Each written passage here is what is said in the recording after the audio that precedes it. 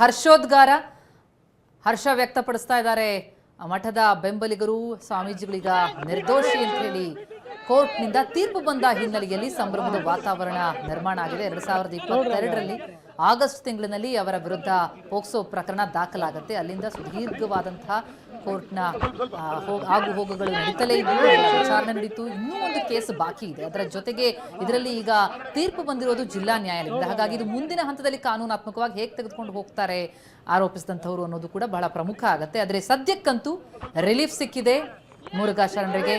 ಚಿತ್ರದುರ್ಗದ 2ನೇ ಹೆಚ್ಚುವರಿ ಸೆಷನ್ಸ್ ಕೋರ್ಟ್ನಿಂದ ಪ್ರಕಟ ಆಗಿರುವಂತಹ ತೀರ್ಪು. ಯಾಕಂದ್ರೆ ಇದು ಬಹಳ ಗಂಭೀರವಾದಂತಹ ಪ್ರಕರಣ ಆಗಿತ್ತು.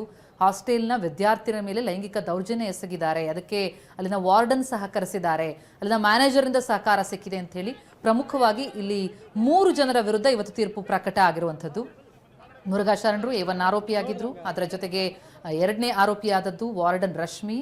ಅದರ ಜೊತೆಗೆ 4ನೇ ಆರೋಪಿಯಾಗಿದ್ದದ್ದು ಪರಮಶಿವಯ್ಯ ಮ್ಯಾನೇಜರ್. ಈ 3ರ ವಿರುದ್ಧ ಇವತ್ತು ತೀರ್ಪು ಪ್ರಕಟ ಆಗಿದ್ದು ನಿರ್ದೋಷಿ ಅಂತ ಪ್ರಕಟಿಸಲಾಗಿದೆ.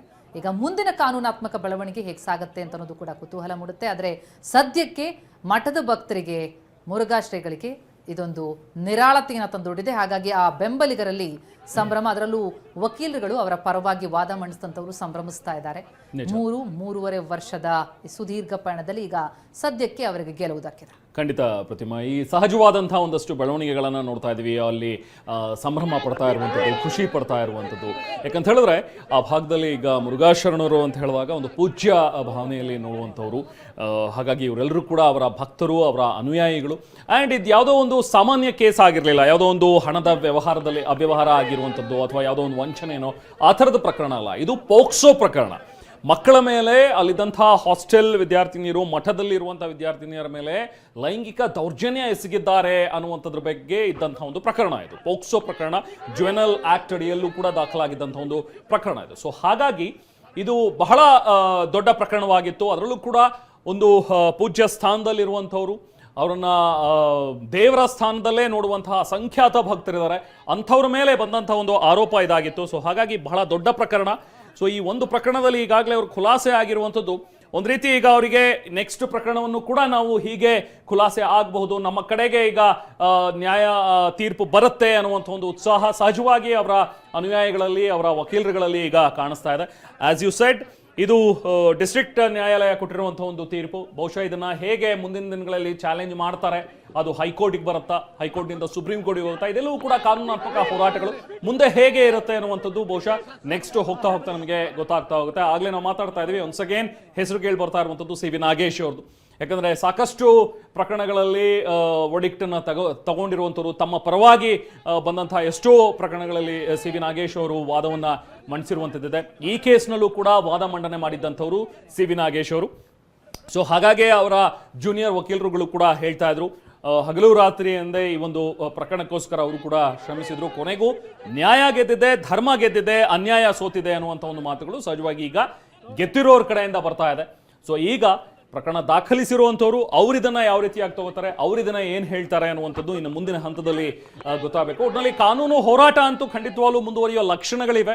ಬಟ್ ಸದ್ಯಕ್ಕಂತೂ ಮುರುಘಾ ಶ್ರೀಗಳಿಗೆ ಒಂದು ಬಿಗ್ ರಿಲೀಫ್. ಯಾಕಂದರೆ 2 FIRಗಳ ದಾಖಲಾಗಿದ್ದಂತಹ ಪೈಕಿ 2022ರಲ್ಲಿ ದಾಖಲಾಗಿದ್ದಂತಹ FIRಗಳು, ಅದರಲ್ಲಿ ಒಂದು ಪ್ರಕರಣದಲ್ಲಿ ಇವತ್ತು ತೀರ್ಪು ಪ್ರಕಟ ಆಗಿದೆ. ನೀವು ಹೇಳ್ತಾ ಇದ್ದಂಗೆ 3.5 ವರ್ಷಗಳ ಒಂದು ಸುದೀರ್ಘ ಕಾನೂನು ಹೋರಾಟ, ಅದರಲ್ಲಿ ಈಗ ಸದ್ಯಕ್ಕೆ ಮುರುಘಾ ಶ್ರೀಗಳಿಗೆ ಜಯ ಸಿಕ್ಕಂತೆ ಈಗ ಇಲ್ಲಿ ಕಾಣಿಸ್ತಾ ಇದೆ. ಸದ್ಯಕ್ಕಂತೂ ರಿಲೀಫ್ ಅಂತೂ ಪಕ್ಕ. ಯಾಕಂದ್ರೆ ಇದುವರೆಗೂ ಅವರು ಬೇಲ್ ಮೇಲೆ ಹೊರಗಡೆ ಇದ್ದಿದ್ದು, ಬಟ್ ಒಂದು ಪ್ರಕರಣದಲ್ಲಿ ಈಗ ಖುಲಾಸನೆ ಆಗಿರೋದ್ರಿಂದಾಗಿ ಇನ್ನು ಆರಾಮವಾಗಿ ಸ್ವಚ್ಛಂದವಾಗಿ ಅವರು ಇರ್ಬೋದಾಗುತ್ತೆ. ಬಟ್ ಸ್ಟಿಲ್ ಅವರು ಮಠ ಪ್ರವೇಶ ಮಾಡಬಹುದಾ ಇಲ್ವಾ ಅನ್ನುವಂಥದ್ದು ನಾವು ಕೂಡ ಈ ಇನ್ಫಾರ್ಮೇಶನ್ ಅನ್ನ ನಿರೀಕ್ಷಿಸ್ತಾ ಇದೀವಿ. ಯಾಕಂದ್ರೆ ಇನ್ನೊಂದು ಪ್ರಕರಣ ಇರೋದ್ರಿಂದಾಗಿ ಅವ್ರು ಇನ್ನೊಂದು ಪ್ರಕರಣದಲ್ಲಿ ಬೇಲ್ ಮೇಲೆ ಇರೋ ಹಾಗೆ, ಈಗ ಒಂದು ಪ್ರಕರಣ ಖುಲಾಸೆ ಆಗಿದೆ, ಇನ್ನು ಉಳಿದಿರುವಂತ ಒಂದು ಪ್ರಕರಣ, ಆ ಒಂದು ಪ್ರಕರಣದಲ್ಲಿ ಬೇಲ್ ನಲ್ಲಿ ಹೊರಗಡೆ ಇದ್ದಾರೆ ಅನ್ನೋ ರೀತಿಯಲ್ಲೇ ಇರುತ್ತೆ.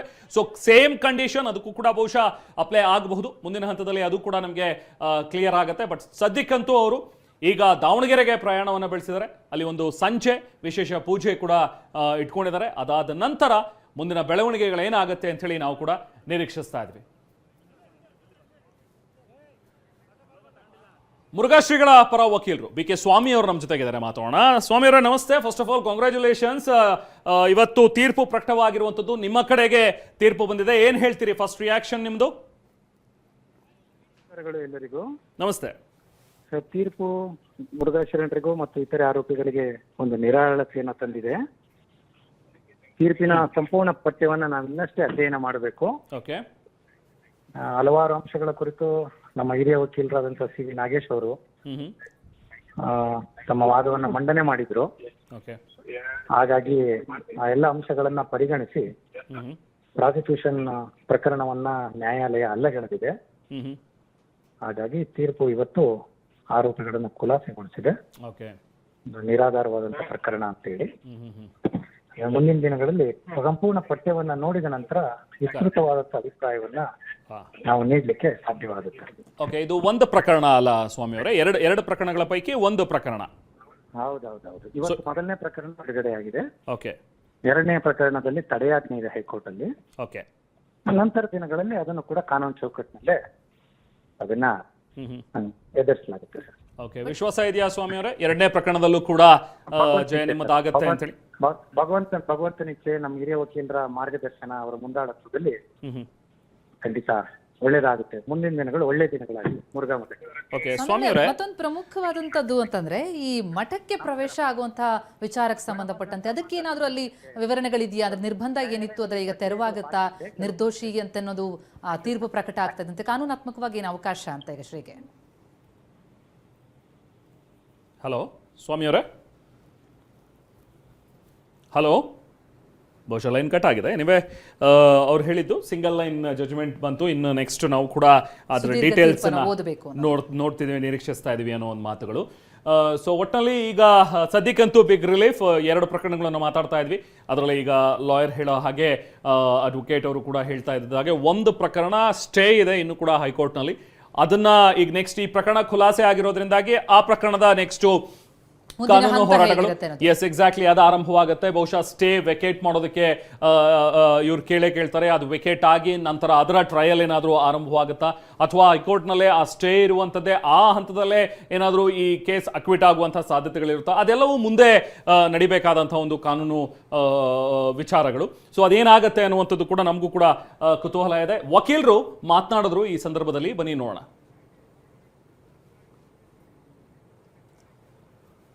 ನಾವು ಸ್ವೀಕಾರ ಮಾಡಬೇಕಾಗಿತ್ತು.